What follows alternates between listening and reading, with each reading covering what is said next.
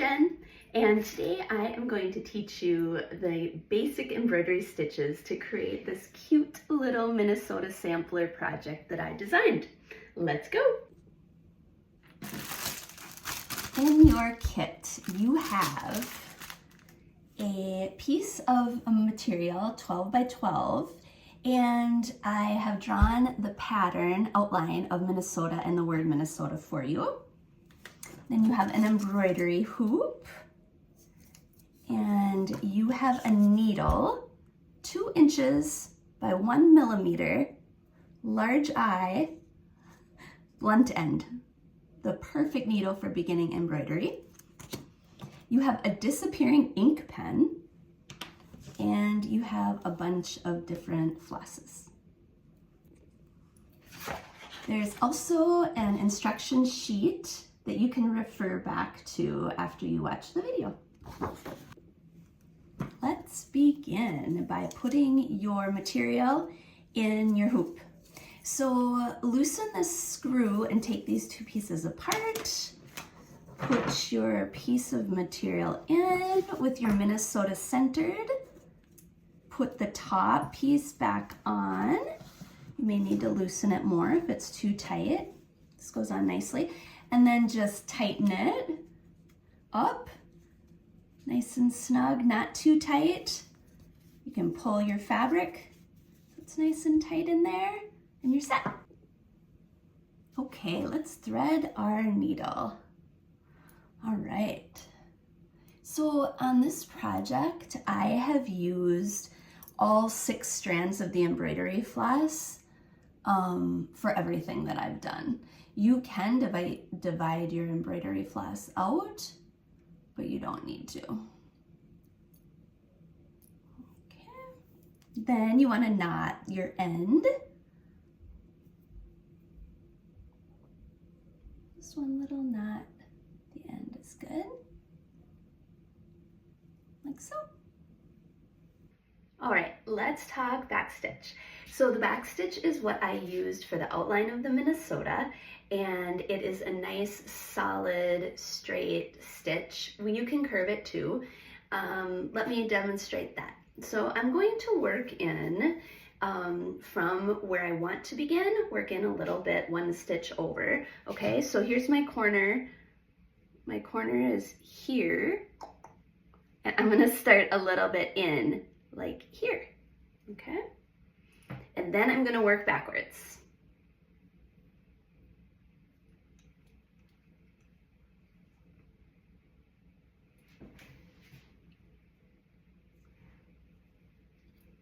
So you want to go in, you can go in the same hole as the end of your last stitch on this, so it is that solid line.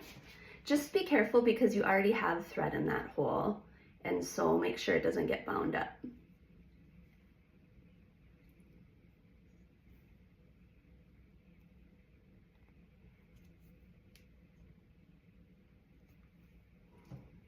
All right, so you see I'm going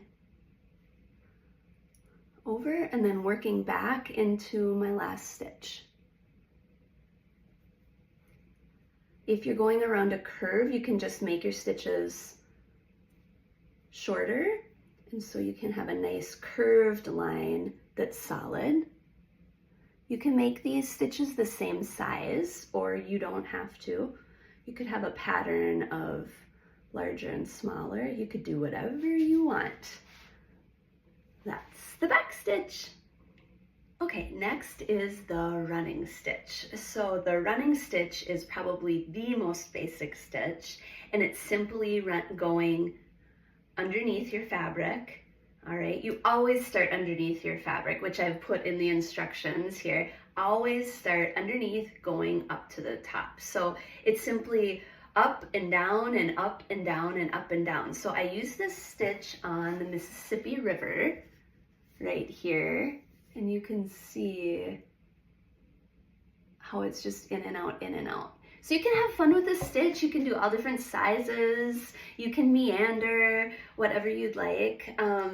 Also on your instructions, I've put Each stitch, I describe it, and then I put what I used it on. So I think you should do absolutely everything. I can't wait to see what you do and be creative with it, but just want you to know like what I used for each of the items on the Minnesota, okay? All right, so I'm going to start, and I am going to just be bringing this in and out. So first I'm going to show you just by going fully in and out like so. All right, so then create a little space and then come back out. This fabric particularly is nice. You can kind of count, if you like everything even and matching and the same length, you can count out your little squares to see, oh, I want to do this 2 squares long or what have you. So now this is in and out, just in and out, in and out, and you're creating this nice stitch. Here's an easier way, or maybe not easier, a different way to do it. If you want to, you can just take your needle and you can go in and out, like so, and then pull it through. Maybe that's a time savings, huh? That's another way to do the running stitch. All right, that's the running stitch, very simple. Okay guys, so let's talk about the satin stitch. And I also want to demonstrate how to use your disappearing ink marker. All right, so the satin stitch is what I used for the heart. The heart you can put at your location in the state, which is really fun. And this is Lake Coronis, this is my lake. And so I also did the satin stitch there. The satin stitch I also used for the fish. And the satin stitch I also used on the loon head and the lady slipper. So I love the satin stitch because it fills in the space, all right? So you get a bigger look because you've got all the threads solid in there. So I wanted to show you how to use this. These markers I've been using for a while, and I have figured out they don't disappear right away, and you want to use them very lightly. It's harder to cover up if it's a really thick line, so do it very lightly. And it usually takes about 24 hours, and the ink, if you do it lightly, will be totally gone. So that's nice. On my Minnesota, I am just going to lightly put my heart. Draw my heart on there, like so. Okay. And then I want to fill that heart in with the satin stitch. People sometimes have ideas on where you should start. I have found that it really works for me. I think it works very well to just begin, when you're going to do a satin stitch, just begin on one end and work all the way to the other end with your satin stitch. So the satin stitch, you want to make your stitches. I always work the satin stitch bottom to top, top to bottom, and you want them to be super tight together so you can't see any of the fabric underneath. All right. So I'm just going to start at the very edge and begin filling it.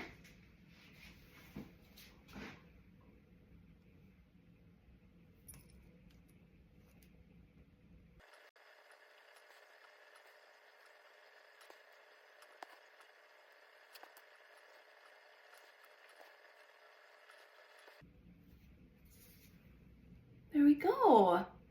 I have half of my heart done. So what I have found is no matter how hard, no matter how great my little drawing pattern is for what I'm stitching, it sometimes looks wonky when you follow that outline. So you may need to do it over. really. You might want to do it a little bit on the side if you want, just to practice. And I think that what I do also sometimes is if I find that it's not exactly even the way I want it to be after I'm done, then I go over it and do maybe different lines, you know, maybe it's not exactly even or whatever. So rather than take it out, what actually I would do is I would do one time left to right doing your satin stitch, and then I would go over it a second time and to get the exact right outline if you find that you haven't gotten the right exact outline. Okay, yeah, that's the satin stitch. Very fun. Okay guys, next is the stem stitch. And the stem stitch I used for the cornstalk and the loon's water and the lady slipper stem. So the stem stitch looks like a twisted rope, and what you do is you make your first stitch and then you come up slightly into that first stitch to make your second long stitch. Okay, you want to be even with this and do it the same each time. And let me show you how to do that.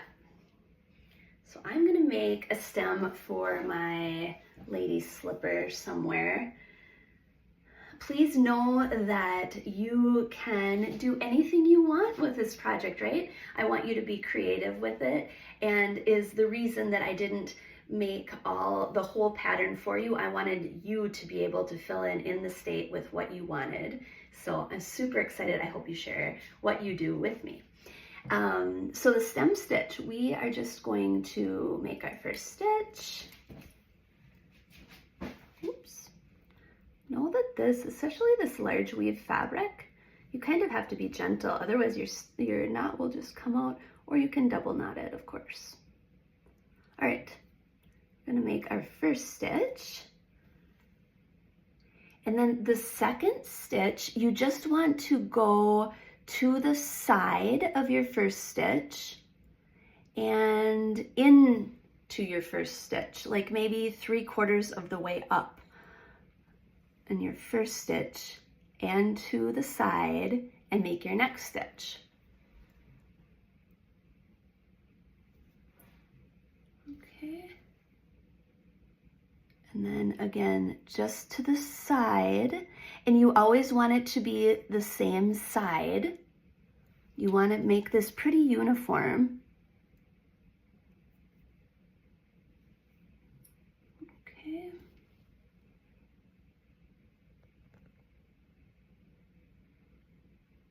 I'm gonna go down a little bit more.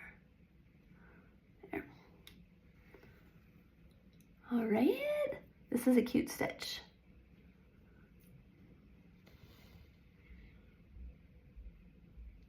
See that last one? I got a little bit too far, so I would redo that one. But the first 3, those look pretty good. That's the stem stitch. Okay, I am working now on my split stitch. So the split stitch is exactly how it sounds. You're going to be doing your first stitch, and then on your second stitch you're going to come up through the thread, so it spreads the thread and it just gives it a different look. So I did this for the water over the little fishy, and it turned out really perfect for that. I don't use the split stitch a lot, but here's how I have started it. So you can see I came up through that first one, and now I'm in the second one. You sometimes just have to, it's harder to come through that thread, but it works, and it just gives you a different look to your stitch. Okay, so that is the split stitch. And the final stitch I'm going to introduce is the French knot. So the French knot is so cute.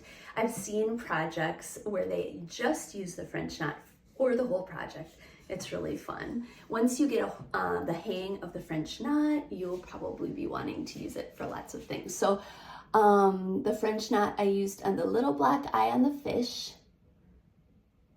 That's about it really on this project. So I've made a little French knot here, the little red pink one, and then I'm going to make another one to show you. So bring your fabric, bring your thread, through, and then you are going to want to,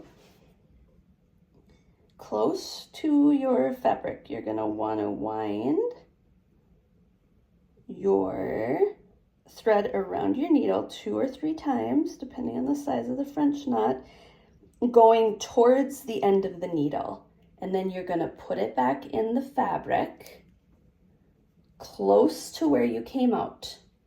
Then, you can see here, I've got that wound around. Now I'm pulling the needle gently through. And that loop goes around there and creates a cutesy little French knot. That's so fun. You guys, thanks for watching the video. I hope it's a good way for you to begin your Minnesota project. I am going to be filling out the rest of my fabric, and then I plan to frame it. That's my idea. And so I hope you share how you've liked the project. I hope you show pictures of what you've done. If you have any questions, feel free to reach out. You keep creating. It's something I like to do every single day, and it makes me so happy, and I hope you enjoy it too. All right, till next time, bye-bye.